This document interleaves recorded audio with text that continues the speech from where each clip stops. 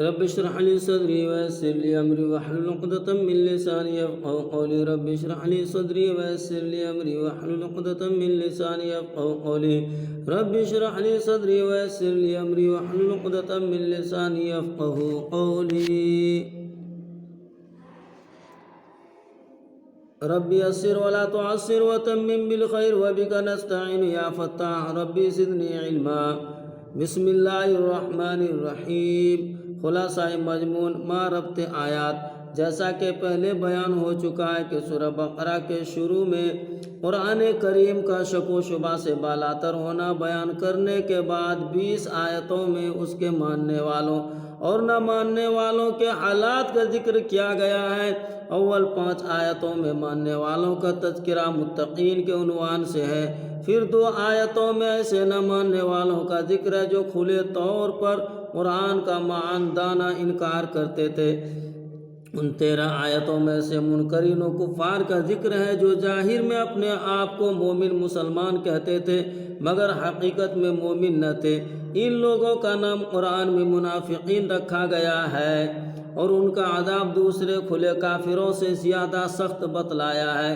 ان المنافقین فی الدرک الاسفل من النار، یعنی منافقین جہنم کے نچلے طبقے میں رکھے جائیں گے۔ ان 13 آیتوں میں اول ان کے مکر و فریب کا پردہ چاک کیا گیا ہے اور بتلایا گیا ہے کہ اپنی نظر میں وہ اللہ اور رسول صلی اللہ علیہ وسلم کو دھوکہ دینا چاہتے ہیں مگر وہ تو کسی کے دھوکہ میں آنے سے بالاتر ہیں۔ یہ خود اپنے آپ ہی کو فریب دے رہے ہیں۔ پھر بتلایا کہ یہ بے شعور لوگ ہیں جو بھلائی کے بدلے میں برائی خریدتے ہیں اور ان کی اس کجروی کی وجہ سے ان کے حواس اور عقل بیکار ہو کر رہ گئے ہیں، وہ گنگے بہروں کی طرح زندگی گزارتے ہیں۔ آخر میں ان کے حالات کی 2 مثالیں بیان کی گئی ہیں کیونکہ ان میں 2 قسم کے لوگ شامل تھے۔ ایک وہ جو اپنے کفر میں بالکل پختہ اسلام و ایمان سے بالکل دور تھے، محض دھوکہ دینے اور ذلیل اغراض کے لیے اپنے آپ کو مومن ظاہر کرتے تھے۔ پہلی مثال ان لوگوں کی بیان کی گئی۔ دوسرے کچھ منافق ایسے بھی تھے جو حقیقتاً اپنے اعتقاد میں مذبذب تھے۔ جب اسلام کی خوبیاں اور حقانیت کے دلائل سامنے آتے تو ان کا میلان اس طرف ہوتا کہ مسلمان ہو جائیں، لیکن جب وہ اپنے دنیاوی مفاد کو دیکھتے کہ مسلمان ہونے کی صورت میں اس کو نقصان پہنچے گا تو ایمان سے رک جاتے تھے۔ دوسری مثال ان لوگوں سے متعلق ہے۔ مذکورہ آیات میں سے پہلی 2 آیتوں میں منافقین کے متعلق فرمایا گیا کہ لوگوں میں بعض ایسے بھی ہیں جو کہتے ہیں کہ ہم ایمان لائے اللہ پر، حالانکہ وہ بالکل ایمان والے نہیں بلکہ وہ چال بازی کرتے ہیں اللہ سے اور ان لوگوں سے جو ایمان لا چکے ہیں، اور واقع میں کسی کے ساتھ بھی چال بازی نہیں کرتے بجز اپنی ذات کے، اور وہ اس کا شعور نہیں رکھتے۔ اس میں ان کے دعوے ایمان کو غلط اور جھوٹ قرار دیا گیا اور یہ کہ ان کا یہ دعویٰ محض فریب ہے۔ یہ ظاہر ہے کہ اللہ تعالیٰ کو کوئی فریب نہیں دے سکتا اور غالباً یہ لوگ بھی ایسا نہ سمجھتے ہوں گے کہ ہم اللہ تعالیٰ کو دھوکہ دے سکتے ہیں، مگر رسول اللہ صلی اللہ علیہ وسلم اور مسلمانوں کے ساتھ ان کی چال بازی کو ایک حیثیت سے اللہ تعالیٰ کے ساتھ چال بازی قرار دے کر فرمایا گیا کہ یہ لوگ اللہ تعالیٰ کے ساتھ چال بازی کرتے ہیں۔ اسی لیے ان کا نتیجہ یہ بتلایا کہ یہ بے وقوف اپنے سوا اور کسی کے ساتھ چال بازی نہیں کر رہے ہیں، کیونکہ اللہ جل شانہ تو ہر دھوکہ و فریب سے بالاتر ہے۔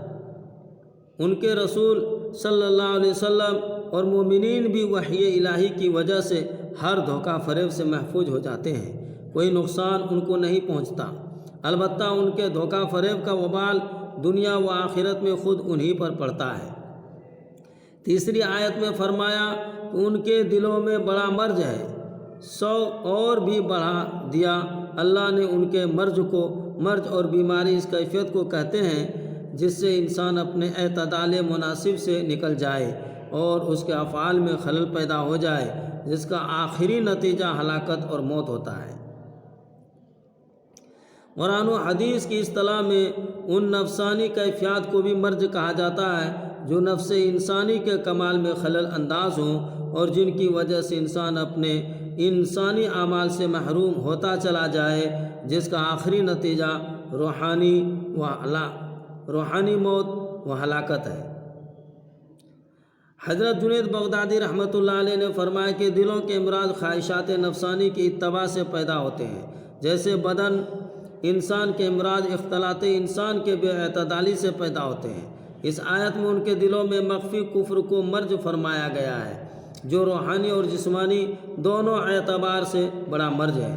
روحانی مرج ہونا تو ظاہر ہے کہ اول تو اپنے پیدا کرنے والے پالنے والے کی ناشکری اور اس کے احکام سے سرکشی، جس کا نام کفر ہے، یہ خود روحی انسانی کے لیے سب سے بڑا مرج اور شرافت انسانی کے لیے بدترین داغ ہے۔ دوسرے، دنیا کی ذلیل اغراض کی خاطر اس کو چھپاتے رہنا اور اپنے دل کی بات کو ظاہر کرنے کی بھی جرأت نہ ہونا، یہ دوسری